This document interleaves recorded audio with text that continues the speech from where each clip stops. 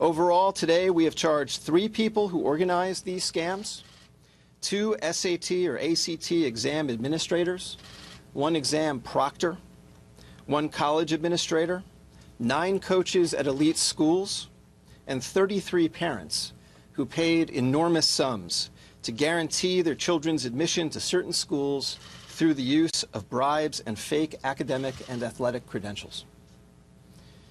A central defendant in the scheme, William Singer, will plead guilty today to charges of racketeering conspiracy, money laundering conspiracy, conspiracy to defraud the United States, and obstruction of justice. Singer allegedly ran a college counseling service and something called the Key Worldwide Foundation. Between roughly 2011 and 2018, wealthy parents paid Singer about $25 million in total to guarantee their children's admission to elite schools, including Yale, Georgetown, Stanford, the University of Southern California, the University of Texas, UCLA, and Wake Forest.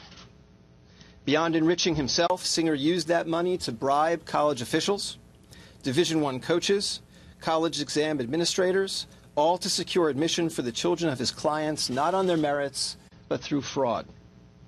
Singer's foundation purported to be a charitable organization, but was actually a front Singer used to launder the money that parents paid him, of which he would then take a portion and dole it out as bribes to coaches and others.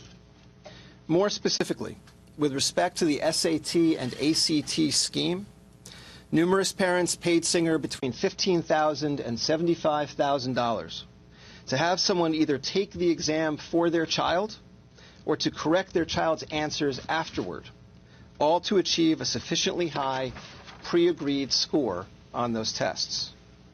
Singer accomplished this by paying defendant Mark Riddell, also charged today, to take or correct the exams, and by bribing 2 exam administrators, defendants Nikki Williams and Igor Dvorsky, to allow this to happen on their watch. Williams, student, and Dvorsky about $10,000 per student. To facilitate the scam, Singer counseled parents to take their children to a therapist and get a letter saying that because of purported learning disabilities or other issues, the child needed additional time to complete the ACT or the SAT. Once the companies that administer those exams had agreed to the extra time, Singer arranged for the child to take the exam individually with one of the proctors he had bribed, or one of the administrators he had bribed, either at a location in Houston or a location in California. Beyond the SAT and ACT scam, parents also paid Singer money that he then used to bribe coaches and administrators to designate their children as recruited athletes for various schools. In return for bribes, coaches would use slots that their schools had allocated to them. Worked with the parents to fabricate impressive athletic profiles to take the applicants Singer had identified. Singer worked with the parents to fabricate impressive athletic profiles for their kids, including fake athletic credentials or honors, or fake participation in elite club teams.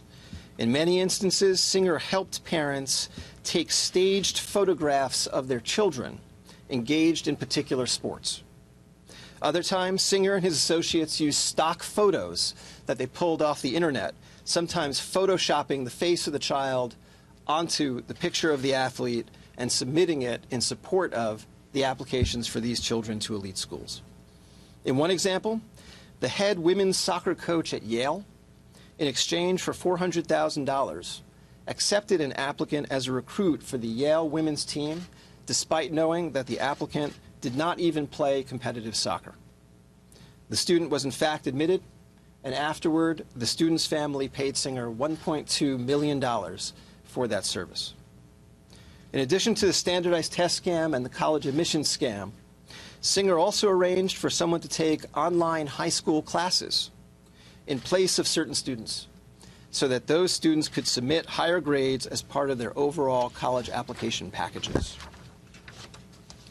The parents' payments to Singer for these services were made, at least in part, as charitable contributions to the sham charity that Singer had set up.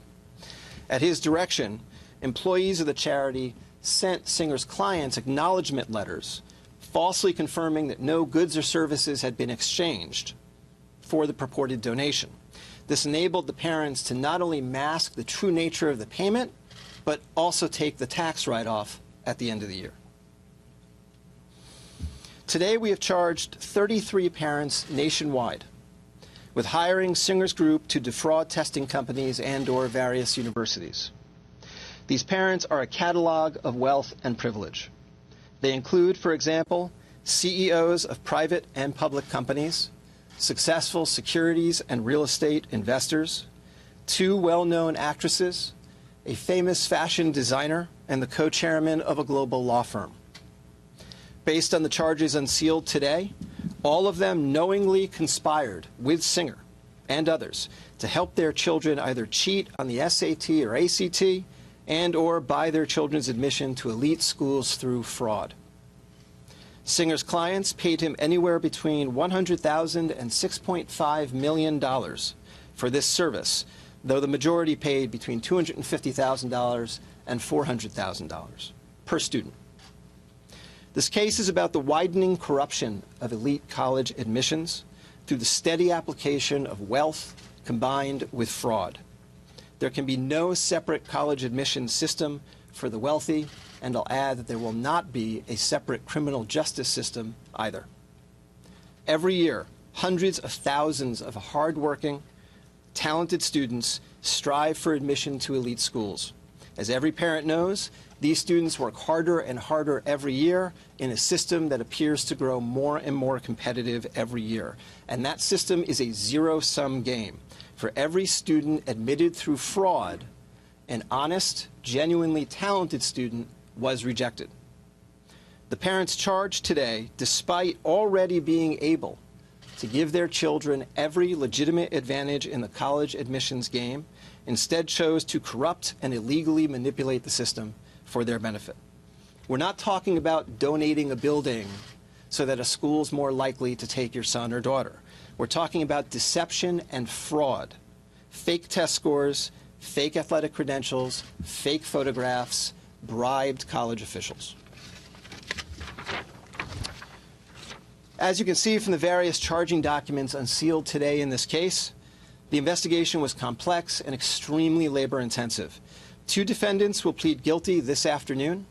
As I mentioned before, William Singer will plead guilty at 2:30 today in this courthouse. And John Vandemore, who is the head sailing coach at Stanford University, will also plead guilty today at 3 p.m. I want to thank the 4 prosecutors in my office who were assigned to this investigation for their extraordinary work on this case. The lead prosecutor on this matter, Eric Rosen, is up here with me today. I also want to thank the FBI and the IRS for their usual professionalism and skill in the investigation and takedown of this case.